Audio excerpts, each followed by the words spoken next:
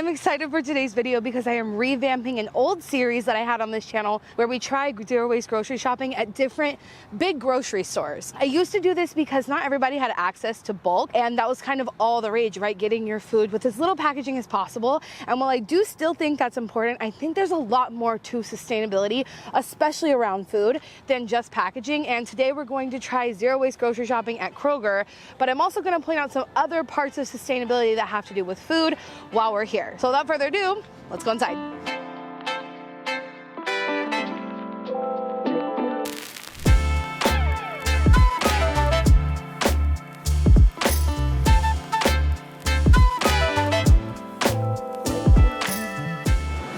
Their produce section looks phenomenal, but actually one of the reasons that we're here specifically is because Kroger has a really big push against food waste. So obviously most of this series that I've done has been around packaging, and my mindset has really shifted since my big focus on packaging, you know, back in the day. And I think honestly food waste might be even more important. So we're gonna talk about that a lot, but we obviously also have a lot of package-free options. So let's get some ingredients to put together a cozy fall meal, because you know we're in the spirit.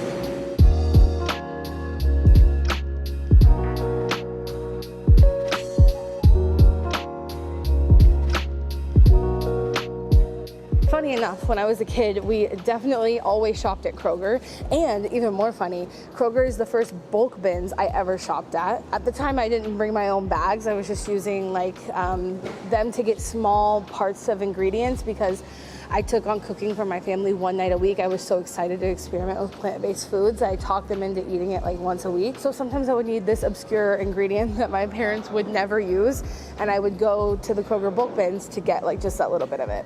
So today is kind of feeling a little bit like my childhood, but look at this, like everything is package free. Oh, definitely gonna need garlic. You always need some garlic. Also, let me know if you use produce bags or if you would just put this in your cart, because I'm gonna throw it in the cart kind of girl.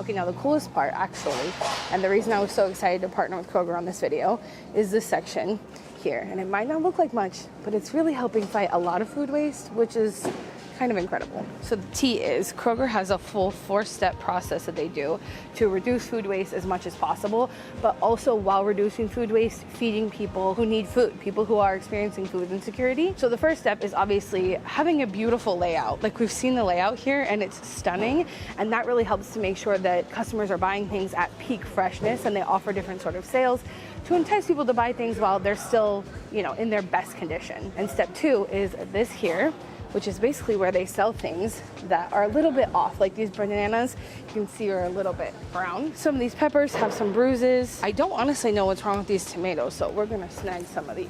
Apples that have been a little bit more loved than maybe would look perfect out on the regular shelf. So this is step number 2. And honestly, this is the first grocery store I've seen that has this little discount rack.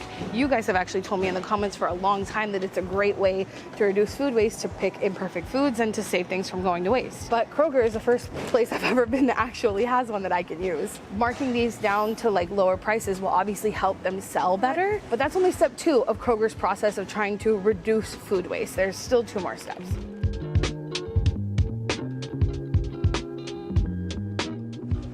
Okay, something else to keep in mind if you're shopping and trying to, you know, reduce waste in general is not only to check if they have those little sale racks, but also to look for food that's imperfectly shaped on the racks, because a lot of people will pass those up. We're trying to spread more that it doesn't matter how your food looks, it will probably still taste good. We want more people to know that. But while we're getting that out there, pick the odd shaped potatoes, okay? Okay, step 3 is taking eligible items and actually donating them to local partners and food banks that they partner with. And this is through Kroger's Zero Hunger, Zero Waste initiative, which is obviously at the same time fighting food waste. And the 4th step is their food recycling program. And that's basically where they recycle organic stuff, like all the stuff we were just looking at, right? And honestly, those programs are really cool, great in and of themselves. But what's really cool about Kroger is that a lot of places will make these commitments. Like, I don't know if you've heard about this, but a lot of stores will make these huge commitments, and then you never really see the follow-up of those things actually coming to fruition. But the great thing about Kroger is they made promises years ago that they have already met their target years ahead of time. I mean, in a world where 40% of our food goes to waste and 34 million people are experiencing food insecurity, it just kind of makes sense for brands to take this responsibility on. And one of their goals was to donate 3 billion meals, and they have met that target years ahead of their goal. And I think that's so cool because, like I said, I think a lot of brands make promises that they don't intend to keep. So to see a brand actually meet their target ahead of time shows me that they mean what they say. I'm always trying to talk about how to spot a business that's not, just greenwashing, that's actually making improvements. This is a good way to tell. And they're also committed to being zero waste in their business by 2025. So that's right around the corner.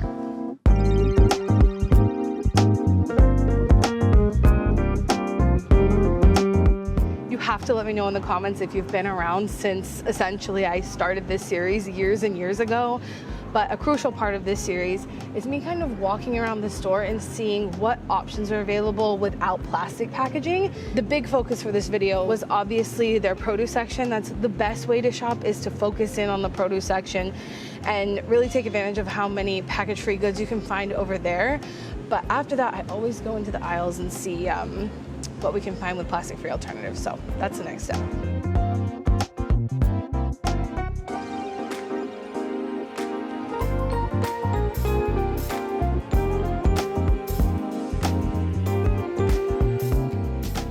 I know I haven't told you what we're making today yet, but we're making a soup. And I've been thinking a lot about how soup season is such a great time to reduce food waste also, because you can throw anything in and use it up. If it's like a little wonky going off, throw it in a soup, or stir fry is also a good option. But I love a good cozy soup season, you know what I'm saying? Okay, this is why I grabbed potatoes, because I want to make a gnocchi soup, and gnocchi usually does come in these like plastic packages, and so to make our recipe today zero waste, or at least plastic free as the title says, we'll skip that. And gnocchi seems pretty simple to make and also kind of fun, so I think that'll be great. But that was my stop by the pasta section just to make sure they didn't have anything plastic free.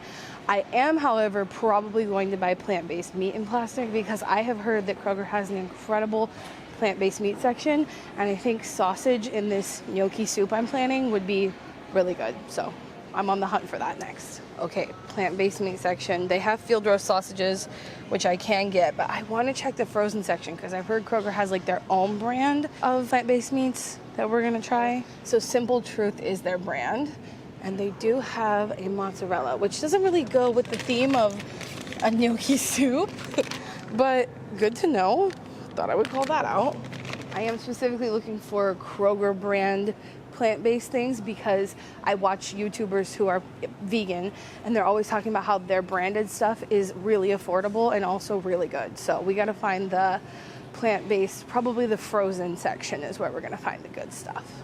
We found it. Oh, here's Kroger brand things. Oh, sausage patties. That would be good, right? Those chicken tenders are the things that the YouTubers I watch say are excellent. Kroger also has their own brand of plant-based egg plant bacon. It's made of, is it made of, oh, it's eggplant. Why did I read that like they wanted it to be like egg adjacent instead of like eggplant, like the vegetable?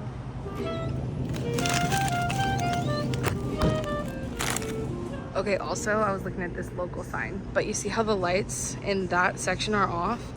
I just walked into the section and these lights turned on, so I think they're gonna turn on as I approach them to save energy. I don't know.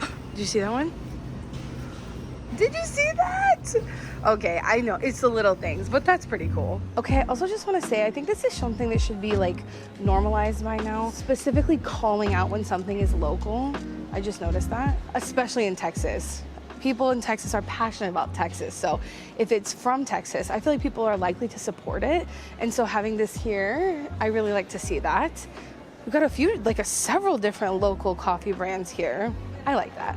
And this is like the smallest, most me note ever, but I feel a lot less anxious shopping here, and it could be because I'm here really early. I came here really early because I hate recording myself and like making other people uncomfortable. I also don't like people looking at me, so coming here, the less people are here, the less anxious I'll be. But aside from that, their aisles just feel like you don't have to squeeze around people, like there's enough room for everybody in the aisle, and they feel taller than I'm used to. So I feel like I'm able to like kind of get in my own aisle and not be in anybody's way. And especially while I'm recording this video, it's been pretty clutch. Okay, honestly, Kroger has the biggest selection of all the stores I've done this in. And I've just come to get what I need and I'm ready to go. I'm gonna cook this with you guys probably in another episode. Maybe we'll do like some tips on meal prepping, zero waste, and all that kind of stuff. But I'm pretty sure you could find anything you need here, grocery wise, and I'm good. I'm gonna check out and head home.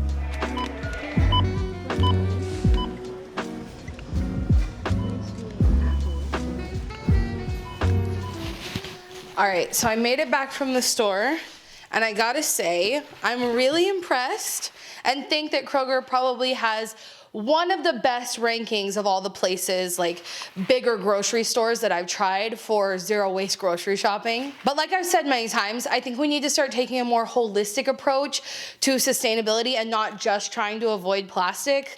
I got the Simple Truth Organics firm tofu, and obviously this comes in plastic, but I've also talked a lot about how a plant-based diet is much better for the environment, and I'm not really gonna skip out on tofu just because it came in some packaging. And I was thinking about doing a little cooking video because I am really excited to make this gnocchi soup that I was talking about, but I think instead I'm actually going to share a video about ways to reduce waste when it comes to food, so stay tuned for that video. But I wanna give a huge thank you to Kroger for partnering with me on this video.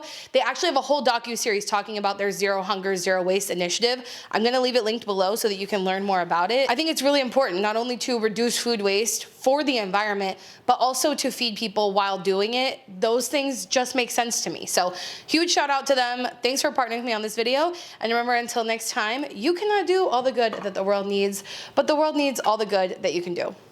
Bye guys.